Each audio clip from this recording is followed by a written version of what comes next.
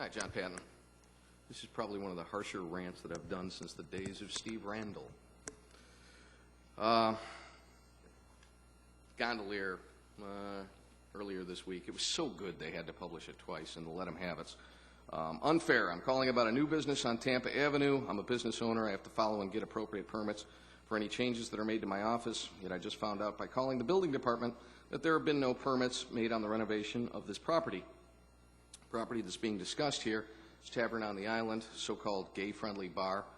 I want to be prefatory on this. I had a number of gay-bashing posts that were placed on my website that I immediately removed. I have zero tolerance for it. As far as a gay bar being in town, it'd probably be not a bad business move because there is an inordinate number of gay population in Venice, elderly retired gays, and that's not a bad thing at all. However, and I'm not a big fan of the permitting process either, as we do it here in the city of Venice. It is draconian, it is expensive, it is designed to be abused and avoided. And I personally, given the pricing structure on those permits, I personally advocate anybody who can get away with to bypass the permit process, please do so until the prices can get back into some kind of a reality situation. And that's a thorough civil disobedience kind of thing. Nevertheless, when the permits are not issued and it's brought to the attention of the permitting department, and that permitting department then starts doing an end run on itself and actually starts defending the construction that is going on in the Tavern on the Island and outright lying about it, as in the case of a conversation that I had with Hans Behrens last January 17th, where when I first discovered this situation, no construction permits whatsoever for this place, nothing. They're going for a sign permit. And that's it. And they went for that after the fact of building the sign. I go to Hans on January 17th. At first, he tells me that he has no idea who I'm talking about, the Tavern on the Island, doesn't know anything about it. Then, are they open yet? I did not know that they were open. And then he come to find out later on in the same conversation, not only does he know that they're open, but he's got the set of plans right there on his desk, which he opens up and shows me, and the plans for the construction that are inside. But he tells me that these are all things that are planned for construction. I'm going, no, I've been in there. Those are things that are already built. Oh, well, no, those were already there. Mr. Patten, I wonder if you could restrain your comments to the principle of the issue rather than references to Mr. Behrens, who's not here, and these are factual statements that were made in the course of a meeting. I'm simply repeating what he told me. Let me repeat what I'm asking you to do. I'm asking you not to make personal comments about city employees. I haven't made any personal comments. Well, do not quote them when there's no. Do not quote them? This is not a problem that you will have difficulty understanding. Mr. Behrens is not here to respond. You are presenting your side of the issue. There may very well be a legitimate issue here about licensing, about plans and so forth, but I think it would be appropriate in the council for you to speak to that issue without necessarily the personalization of the issue.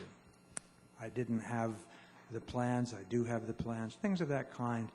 So, but if you have and I know you do, a concern about a permitting process, I think if you just advise the council as to what the permitting process is and what the problem is, we can deal with it at the level of policy rather than at the level of Mr. Behrens' comments or your comments. Do I get duct tape with that?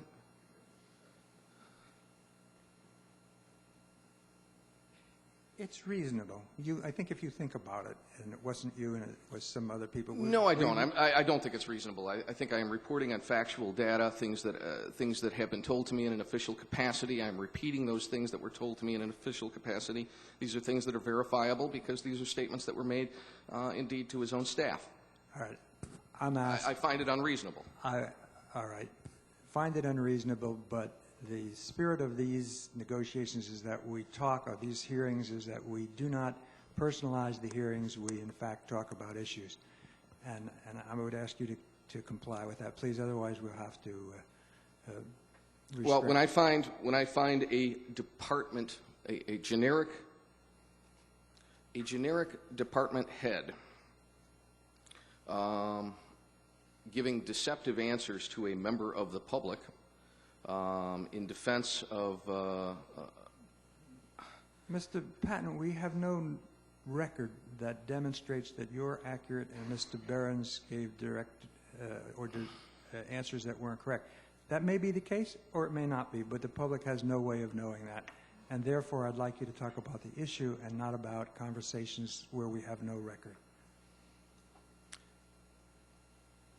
Well, the issue is that there are no permits there. Your own public records that I have requested prove that there has been construction there, because photos that I was initially told did not exist were subsequently turned over to me on a public records request, which showed the place had been dead empty and was then subsequently constructed. I think once those things were uncovered, a full investigation should have been launched back then. It wasn't. I had to push the issue, and there is now an investigation going on by the city manager's office. But curiously enough, the construction is still ongoing over there and not a permit in sight. I find that you've been having problems with staff or perceived problems with staff, and an ongoing battle here. When you've got a situation like this, it's almost as though staff is out of control. Thank you. That's all I have for